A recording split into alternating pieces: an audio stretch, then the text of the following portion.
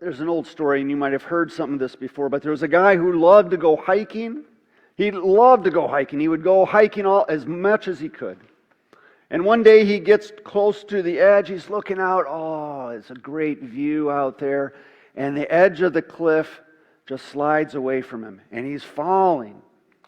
And he reaches out and he grabs onto a root of a tree. He's halfway down the hill and he's holding on to the tree for dear life.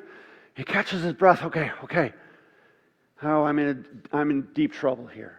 And he looks out and there's nobody around him. He's on the side of a cliff. He starts screaming up. He says, "Is there anybody up there?" And the person says, "Yes, I'm up here." He says, can you help me? I don't know how much longer I can hold on. He says, "Listen to me. I will help you. But you must do exactly as I say." "Hey, no, not a problem. I'm just hanging here. What do you want me to do?" All right. "When I tell you to, I want you to let go of that root." And there's a pause. And the man says, "Is there anybody else up there?" And it's an old story, and who knows how true that was, but it's the story of our faith sometimes, isn't it? It's our faith. All right, Jesus, I'm in a terrible spot right now. All right, I need you to trust me here. Is there anybody else up there? We're going to talk about faith today. It's a story of a guy named Jairus, and he had an encounter with Jesus. And it was one of faith. It was a test of his faith. And I want to read a little bit with you. Well, let me read from Mark chapter 5, and we're continuing in our series, The Amazing Jesus. Let me read it with you. Starting at verse 21. Jesus got into the boat again and went back to the other side of the lake. And let me pause there because it picks up from last week. Last week, they're in a storm and they go across the lake and he meets this man who's possessed, definitely oppressed man, and he kicks out the evil spirits in him. And drives it says, send all of them into the pigs. They go down there and then Jesus gets kicked out of the region. That's the backstory. Jesus gets into the boat again and went back to the other side of the lake where a large crowd gathered around him on the shore. Then a leader of the local synagogue whose name was Jairus arrived. When he saw Jesus, he fell at his feet, pleading fervently with him. "My daughter is dying," he said. "Please come and lay your hands on her, heal her so she can live." And let me jump ahead a little bit in the story just so that we get it. I'm going to jump ahead to verse 35. While Jesus was still speaking to her, messengers arrived from the home of Jairus, the leader of the synagogue. They told him, "Your daughter is dead. There's no use troubling the teacher now." But Jesus overheard them and said to Jairus, "Don't be afraid, just have faith." Then Jesus stopped the crowd and wouldn't let anyone go with him except Peter, James, and John, the brother of James. When they came to the home of the synagogue leader, Jesus saw such commotion and wailing and weeping. He went inside and asked, "Why all this commotion and weeping? The child isn't dead. She's only asleep." The crowd laughed at him.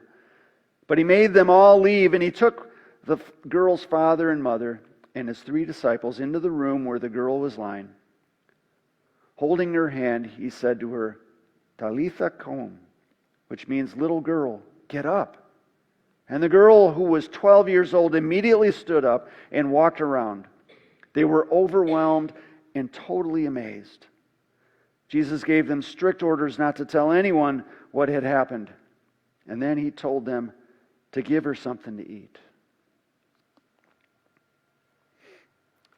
Desperate times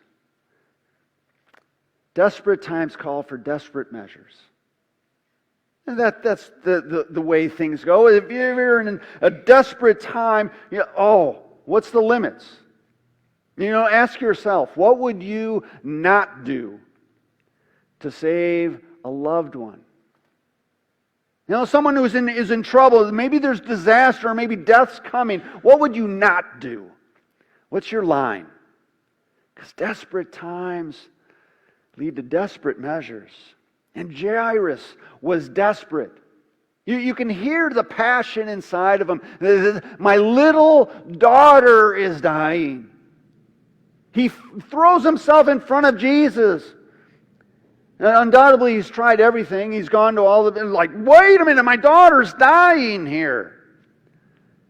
He goes to Jesus. This is the Jesus that heals people.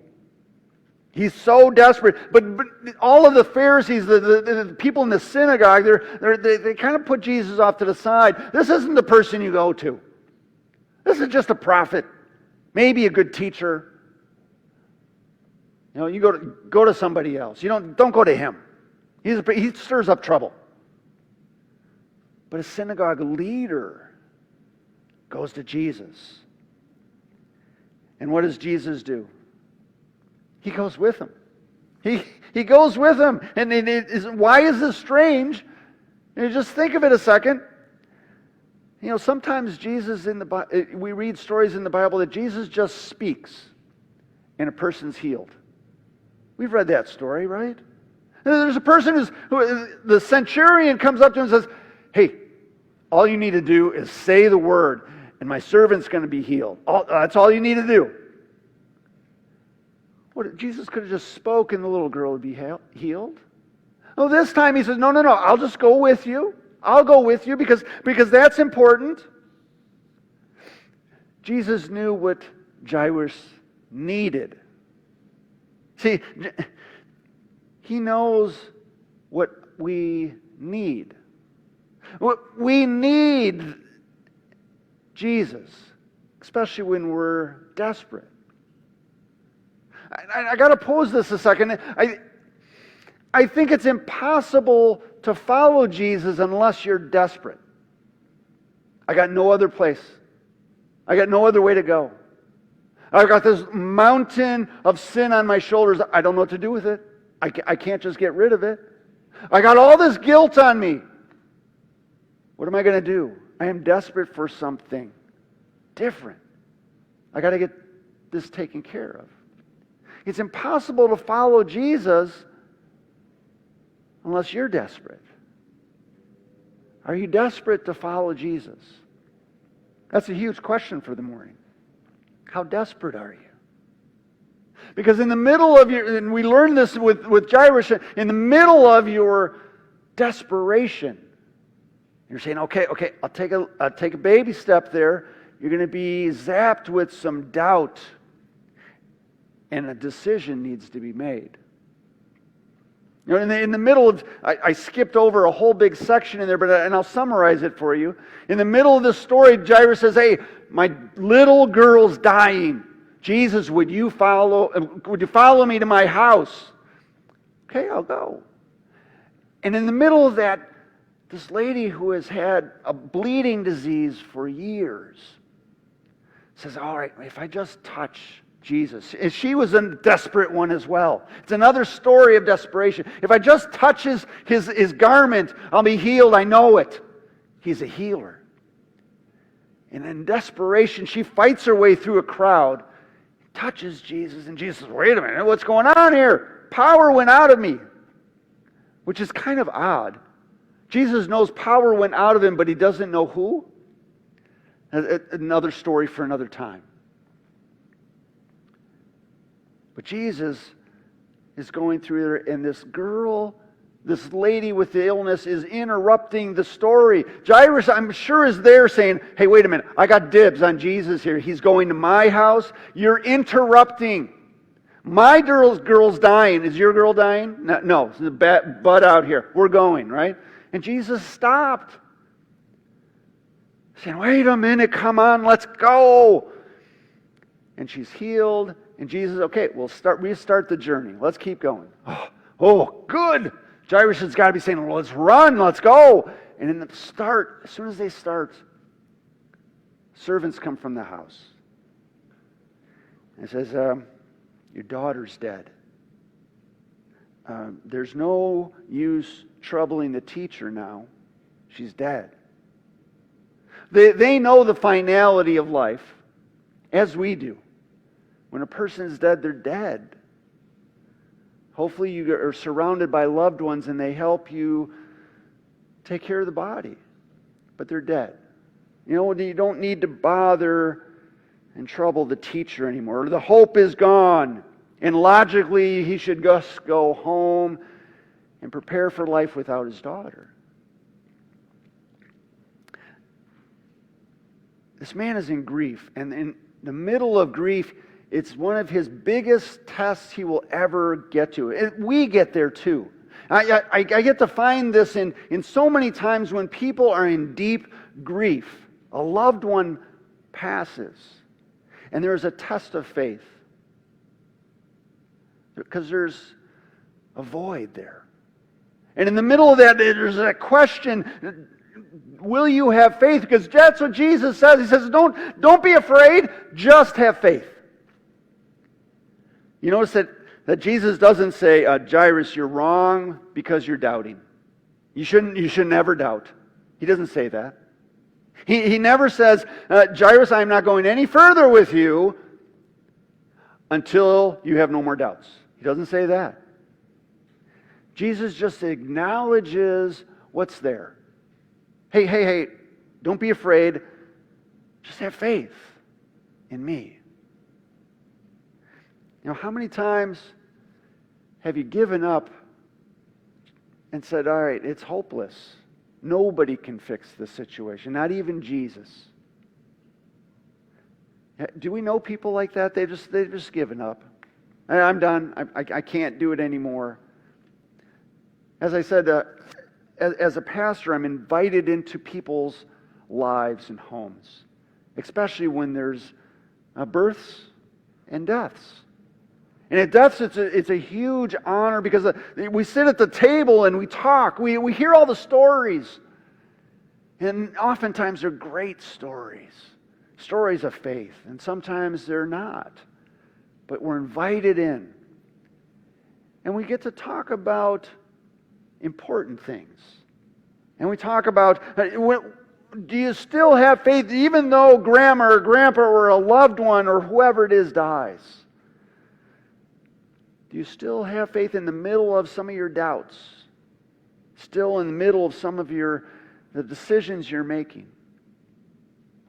And I want to pause just a quick second, and I want to grab a hold of the 4 ideas in growing your faith in the middle of doubts. Because we're all going to have that moment of, sometimes it's just like a flickering moment, like, oh man, I don't know if Jesus can do this. And it's like, boom, okay, I know that he can. And sometimes it's a longer doubt, like, man, I'm in the middle of crazy town right here. I don't know how I'm going to get out of this. In the middle of your doubts, we can learn how Jairus came through there and grew faith in Jesus. Well, let me give you a couple of these. First one, in the middle of your doubts, fight your fears. What does Jesus say? The first thing he says, don't be afraid. Because he knows that you're afraid. He knows this. That's why there's doubts there. And it's easy to be scared in life. It really is. One of the worst group building activities ever created is the trust fall. Anybody else? This is only one. No, I'm sure that there's more. The trust fall is the worst because I would much rather be that person who catches the people. Oh, that's a great part.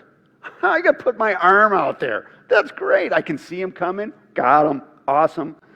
And most of the time you're caught if you're doing that. But there's 3 to 6 foot off the ground there. You have to turn your back to the fall.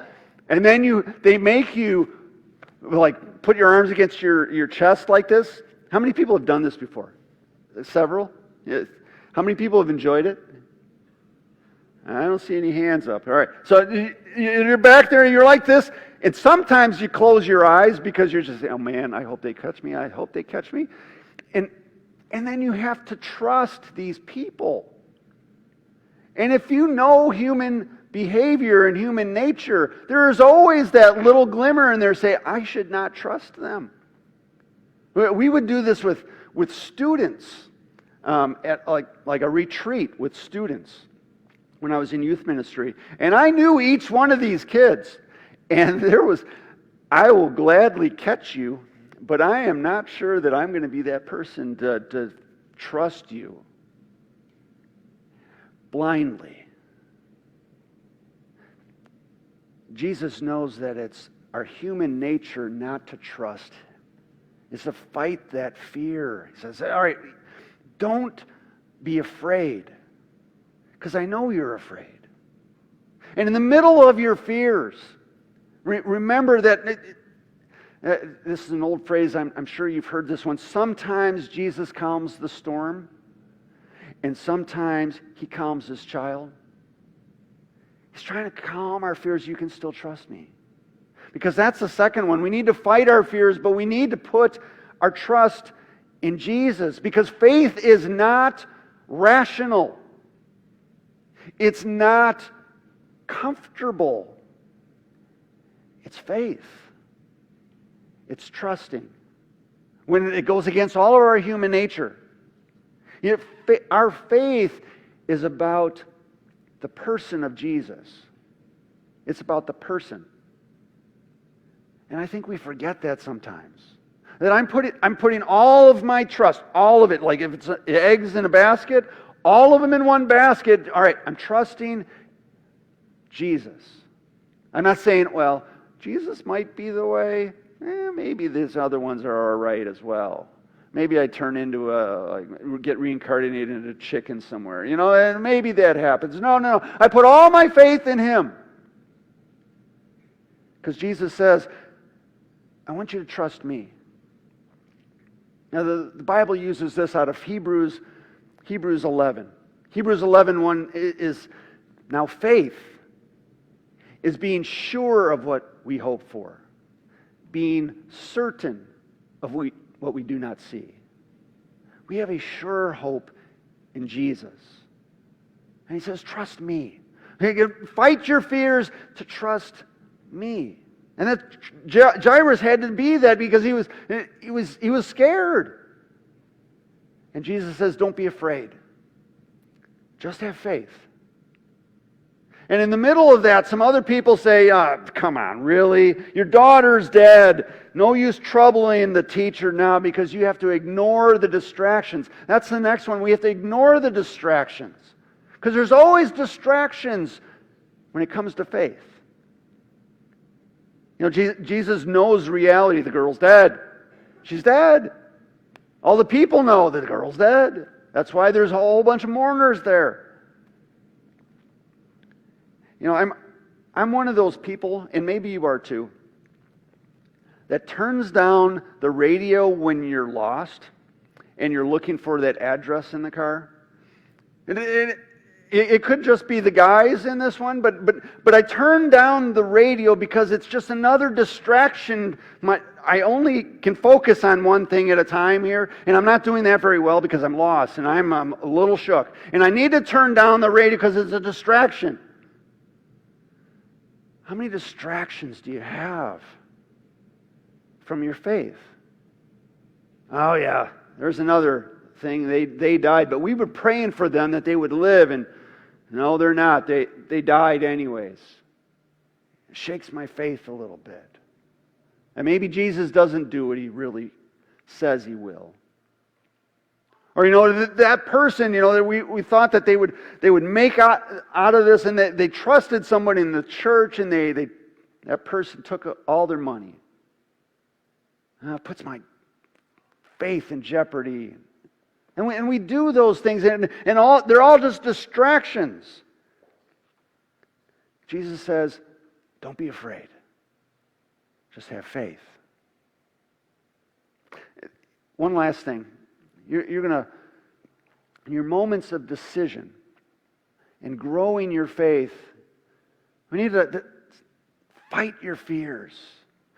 We need to believe in Jesus. You need to ignore the distractions, but you have to continue your journey with Jesus. We continue our journey with Him. Please don't think that Jairus' doubts just automatically evaporated.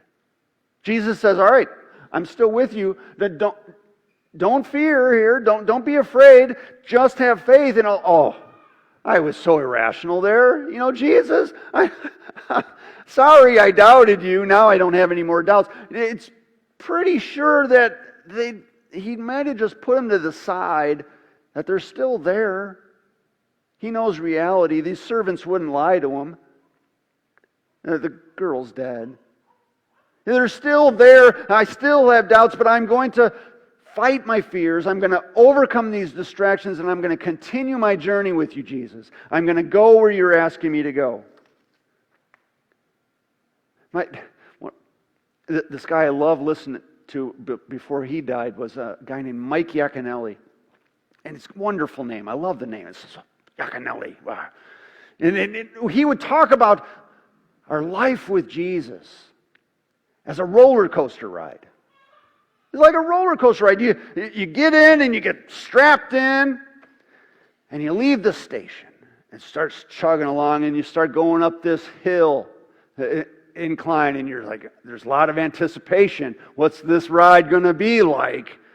And you get up there and all of a sudden it just goes down and you're sort of going all over the place and these corkscrews and the wide turns and goes ups and downs and then you just pull into the station. And you go, what a ride. That was great. And faith in Jesus is like a roller coaster ride. Because you never know what you're getting there. You know that you're strapped in, but sometimes you're thinking, maybe I'm going to be flown out of the car.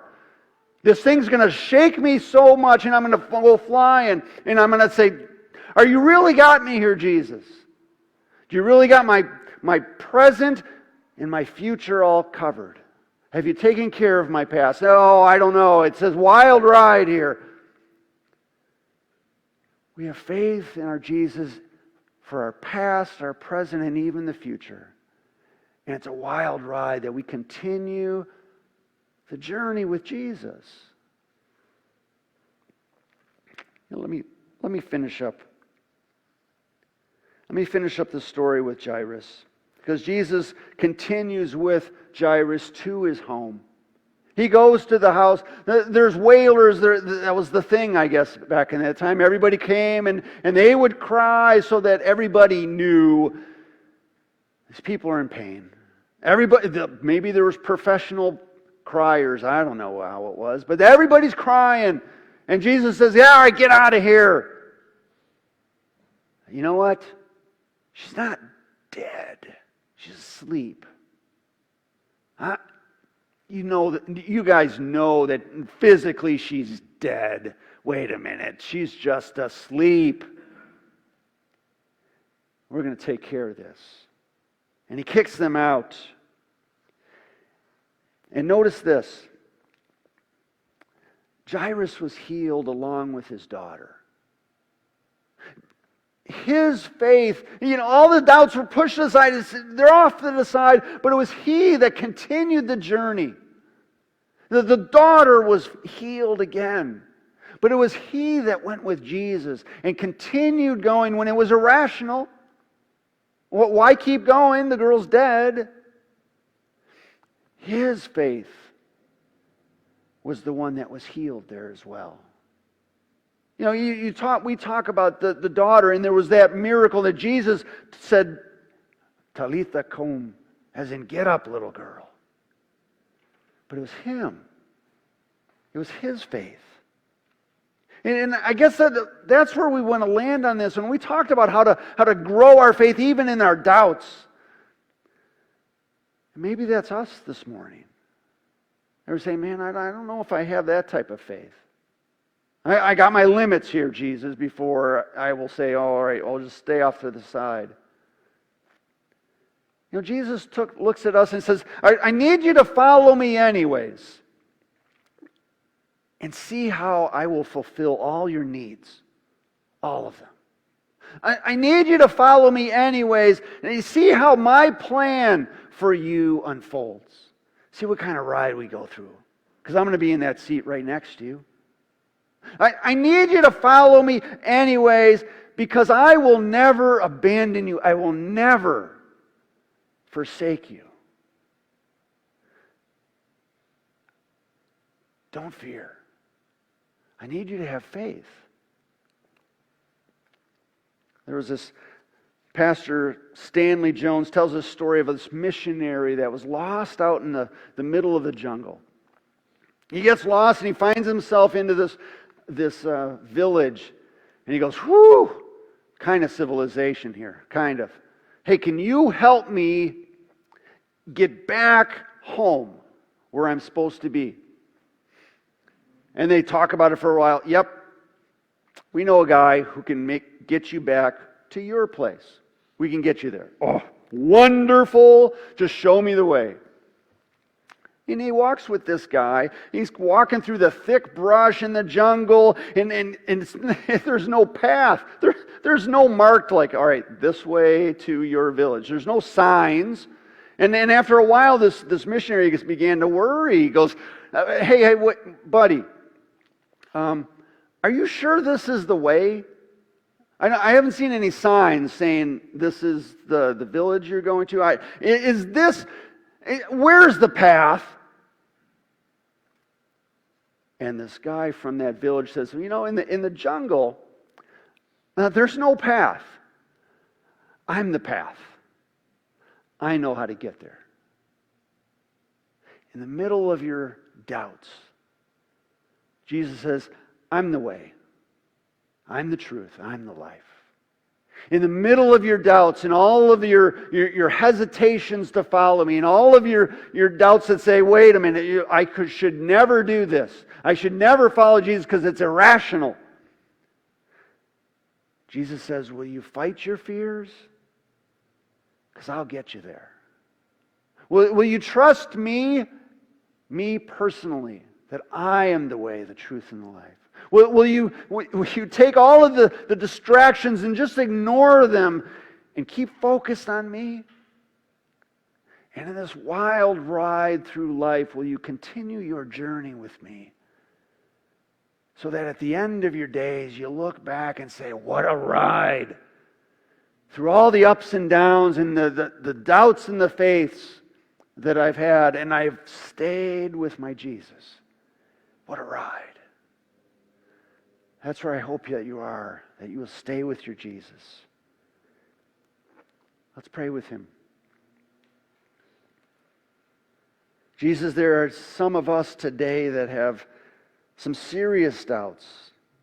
Some of us doubt your goodness. Some of us doubt your ability to turn bad situations to good, or we've been betrayed and we have such pain in our lives and we feel abandoned sometimes. God, would you wrap them in your arms? Give them the assurance that you are good, that you are powerful, that you are feeling their pain and you will never abandon them.